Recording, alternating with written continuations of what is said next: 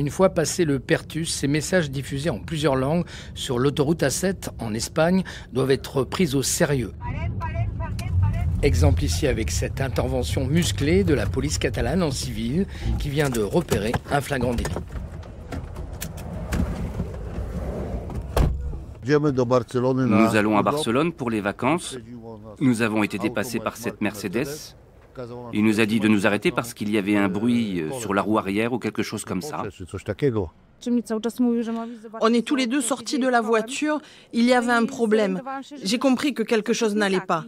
Et puis après la police est arrivée, j'ai crié à mon mari de remonter. Ce genre de choses n'arrive pas sur l'autoroute. Ce couple de Polonais en vacances a eu de la chance. Attiré à l'arrière de leur voiture par l'homme à la chemise blanche, son complice s'apprêtait à dérober le portefeuille laissé en évidence sur le tableau de bord. Il contenait 1 000 € en espèces. C'est une grande satisfaction car il est difficile de les arrêter en flagrant délit. Si on était arrivé 2 minutes plus tard, ils se seraient fait voler et les voleurs se seraient enfuis.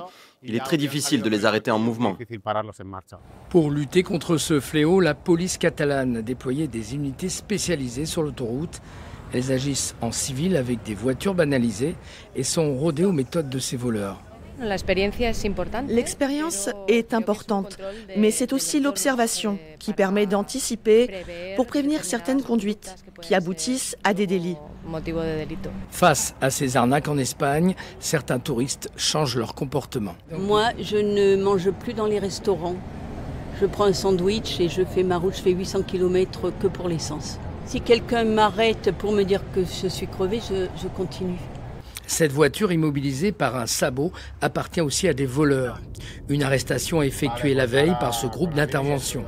Preuve s'il fallait que ces arnaques sont nombreuses.